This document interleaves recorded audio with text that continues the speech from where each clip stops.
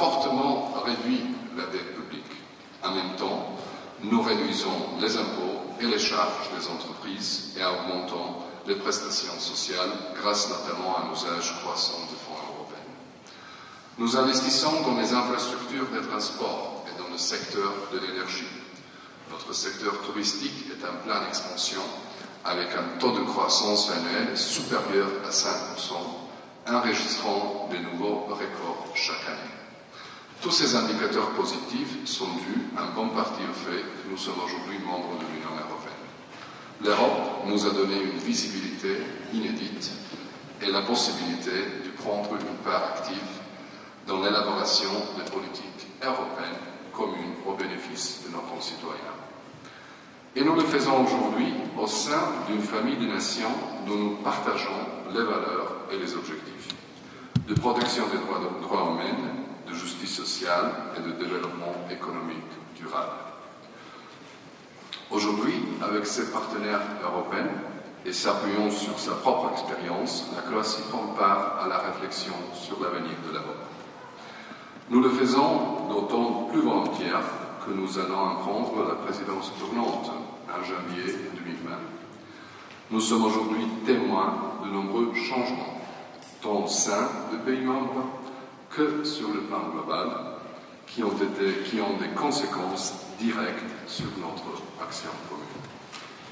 Il y a de nombreuses causes à cela, du défi que posent les migrations et leurs conséquences sur les processus électoraux dans nos pays, et jusqu'à la nouvelle donne dans l'action de nos partenaires stratégiques, comme les États-Unis, la Chine ou la Russie. Tout cela a des implications directes sur le multilatéralisme tel que nous le connaissons et nous pose de nouveaux défis. L'Union européenne doit pouvoir y répondre en se donnant les moyens de s'affirmer davantage sur la scène internationale. Ce faisant, elle doit s'appuyer sur ses valeurs tout en continuant à développer ses capacités de défense. Cela doit toutefois se faire en synergie et en complémentarité avec l'OTAN. Ce n'est que unis et ensemble que nous pourrons relever les défis à venir. Car n'oublions pas que parmi les 20 pays les plus peuplés de la planète, un seul est membre de l'Union. Mais prise dans son ensemble, l'Union européenne est au 3e rang, derrière la Chine et l'Inde, et devant les États-Unis. L'Union est aussi la 2e économie mondiale, derrière les États-Unis. Dans le même temps, en 10 ans, notre part dans le PIB mondial s'est effondrée, passant de 30% à 22%, alors que celle de la Chine a triplé, bondissant de 5 à 15%. Cela a des effets directs sur nos emplois et notre niveau de vie. Or, ce n'est qu'ensemble que nous pourrons faire face et mieux coordonnant notre action conjointe, notamment économique et commerciale. C'est pourquoi, quelle que soit la direction prise par l'Union dans les années qui viennent, la Croatie veut faire partie de son noyau dur. Pour nous, il importe que toutes ces intégrations soient ouvertes à tout, sous les mêmes conditions. Ce n'est qu'ainsi que nous éviterons l'écueil d'une Europe à plusieurs vitesses, ingérable et donc paralysée. Mais l'Union de demain doit avant tout avoir pour socle les attentes des citoyens. C'est pourquoi je salue les consultations citoyennes sur l'avenir de l'Europe, un cours lancé à l'initiative du président français et visant à restaurer le lien entre le peuple et la construction européenne. Je suis d'ailleurs très heureux qu'elle ait été lancée officiellement en avril dernier en Croatie à l'occasion de la visite de la secrétaire d'État française aux Affaires européennes, Madame Loiseau. À cet égard, les jeunes, porteurs et moteurs de changements positifs, ont un rôle particulier à jouer. La question de la subsidiarité est essentielle pour le futur développement de l'Union. Il importe en effet que les décisions soient prises au plus près des citoyens. Il faut aussi que soit renforcée sa légitimité démocratique, avec le rôle indispensable des parlements nationaux et celle des collectivités régionales et locales. Avec à l'esprit l'objectif clé de notre ancrage au cœur du projet européen, notre prochain objectif stratégique, et je le répète, d'intégrer l'espace Schengen et d'entrer dans la zone euro. Mon gouvernement a adopté en mai dernière une stratégie pour l'introduction de l'euro en Croatie. Bien que nous remplissions d'ores et déjà les critères de Maastricht, nous travaillons à la mise en œuvre des réformes structurelles visant à accélérer notre convergence avec la zone euro. Nous souhaitons aussi améliorer encore nos indicateurs macroéconomiques et budgétaires afin d'être en mesure de rejoindre au plus tôt le mécanisme de taux d'échange européen 2.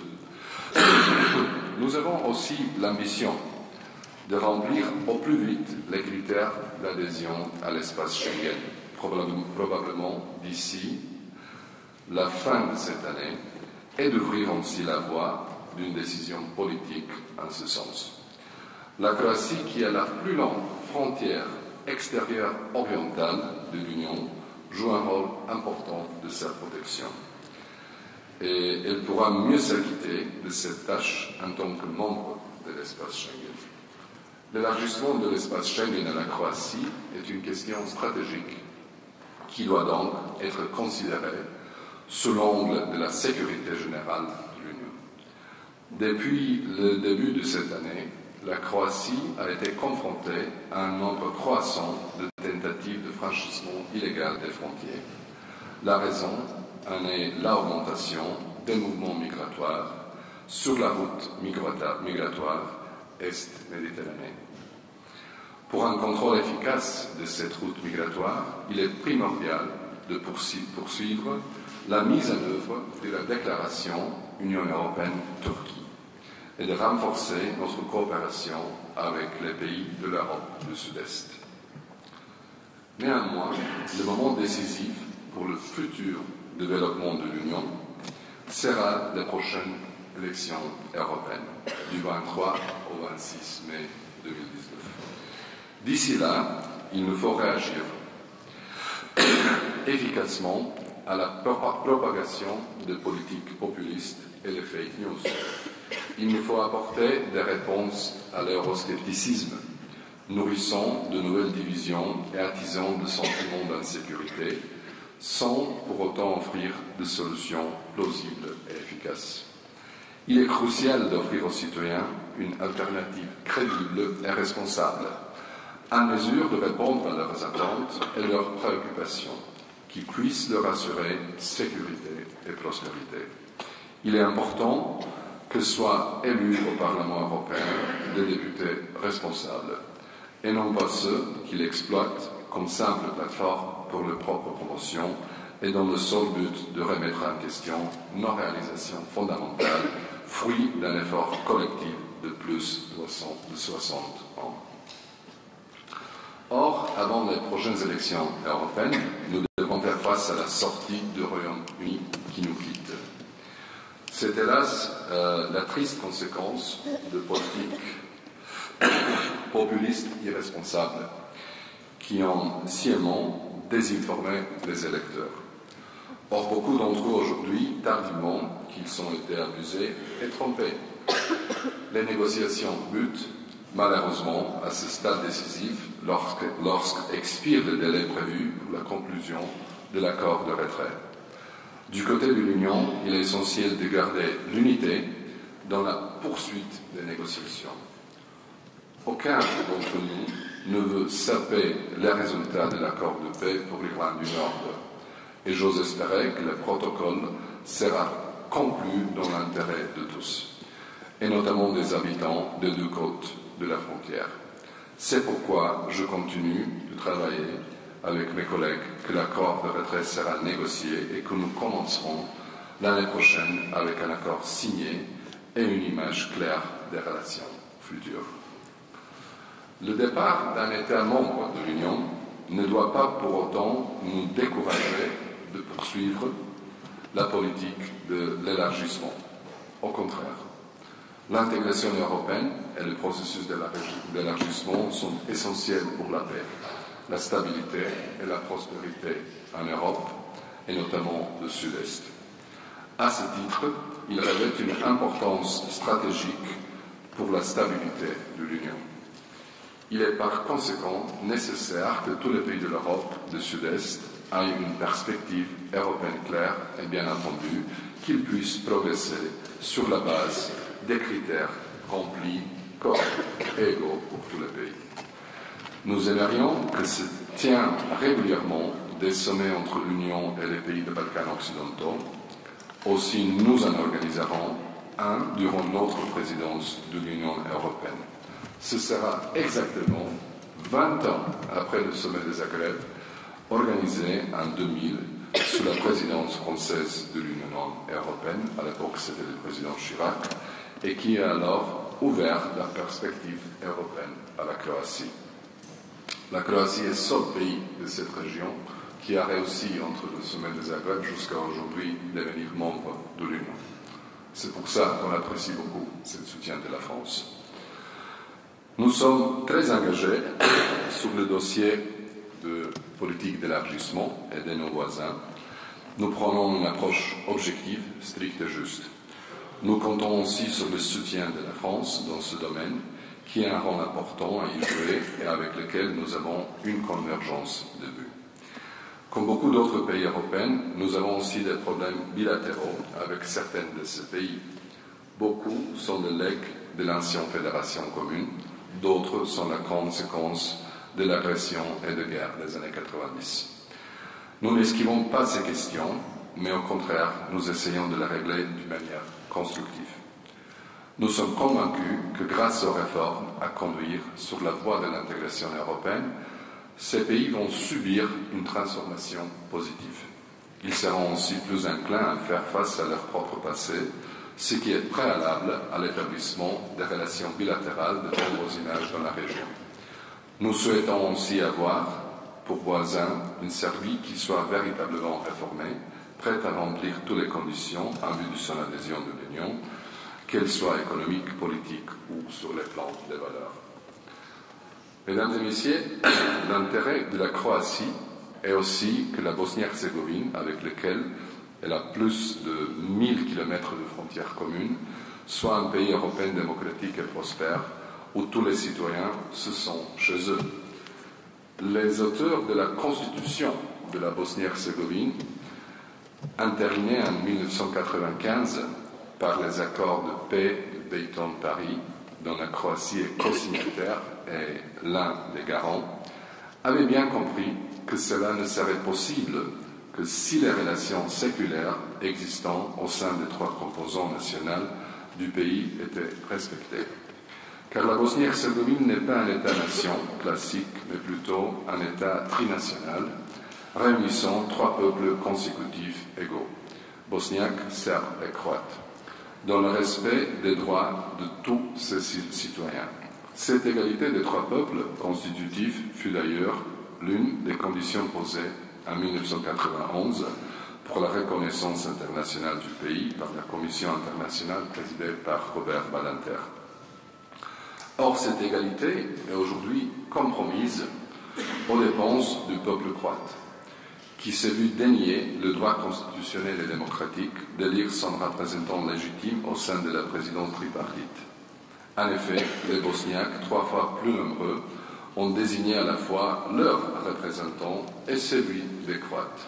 Ainsi, Dragan Čović, qui a récolté plus de 80% des suffrages des Croates, ne le représentera pas, mais Željko Komšić, élu principalement par les Bosniaques. Cette situation regrettable, due à une loi électorale contraire à l'esprit de la Constitution, risque désormais de déstabiliser le pays déjà fragile et très en retard sur la voie de l'intégration européenne, que la Croatie soutient pourtant ardemment. Par conséquent, il est urgent d'y réformer la législation électorale afin que les trois peuples constitutifs puissent à nouveau élire leurs représentants légitimes à tous les niveaux de gouvernement. Pour revenir aux défis auxquels l'Union est confrontée, je dois mentionner l'accord sur le prochain cadre financier pluriannuel, c'est-à-dire le budget septennal européen. En premier lieu, nous devons être prêts à y verser les ressources conformément à nos politiques et à la hauteur de nos ambitions. Nous pensons que nous devons y maintenir un niveau d'investissement suffisant dans les politiques traditionnelles telles que la politique de cohésion, le développement régional et la politique agricole commune. Dans le même temps, nous pensons qu'il faut assurer les ressources nécessaires pour relever les nouveaux défis, notamment ceux liés à la sécurité et à la migration. Nous soutenons les efforts visant à parvenir à un accord sur le nouveau cadre financier pluriannuel au cours du cycle institutionnel actuel, mais sont en même temps réalistes et conscients qu'il s'agit d'une procédure très exigeante. Enfin, la quatrième révolution industrielle qui va bouleverser notre monde dans les années à venir nous impose de nous y préparer rapidement. Cela suppose d'abord la mise en place des infrastructures nécessaires et la fusion de nos moyens, notamment à travers le marché unique numérique. Mais surtout, il nous faudra repenser l'enseignement, la formation continue, le monde de l'entreprise et des loisirs dans un monde en mutation où la plupart des métiers qui exerceront les écoliers d'aujourd'hui n'existent pas encore. Nous avons conscience qu'en tant que future présidence, nous jouerons un rôle clé dans le processus complexe de définition du cadre juridique global du nouveau budget. Notre présidence arrive à un moment sensible après le Brexit, non seulement en ce qui concerne le futur budget de l'Union. Elle arrive aussi après la composition d'une nouvelle commission et l'élection d'un nouveau Parlement, ce qui pose de nombreux défis durant nos préparatifs. Cependant, nous avons hâte d'apporter notre contribution à la poursuite de la construction européenne et de la promotion de l'Europe auprès de nos concitoyens. Nous pouvons déjà annoncer nos priorités nationales. Nous allons nous concentrer sur la croissance, la réduction des disparités régionales, l'emploi, principalement des jeunes, ainsi que sur la connectivité et de l'énergie des transports. Sur la sécurité et bien entendu, comme j'ai déjà dit, sur la politique vis-à-vis du sud-est des pays qui sont nos propres voisins. Nous voyons notre présidence de l'Union comme une opportunité non seulement de diriger et de coordonner les principaux processus politiques européens à un moment charnière pour l'Union, mais également de renforcer nos propres capacités nationales dans la gestion des dossiers européens. Ce sera aussi l'occasion de promouvoir l'image de la Croatie en Europe et au-delà, afin de mieux faire connaître notre pays, sa culture, son identité, ses potentiels et ses atouts. Moins de 30 ans après notre indépendance, ça sera pour mes concitoyens la consécration de tant d'efforts consentis et une occasion unique pour l'affirmation internationale de notre pays. Aussi souhaitons-nous en tirer pleinement profit tout en apportant notre modeste mais fervente contribution au projet européen. Alors, chers amis, je vous donne un nouveau rendez-vous avec la Croatie au début de 2020. Merci.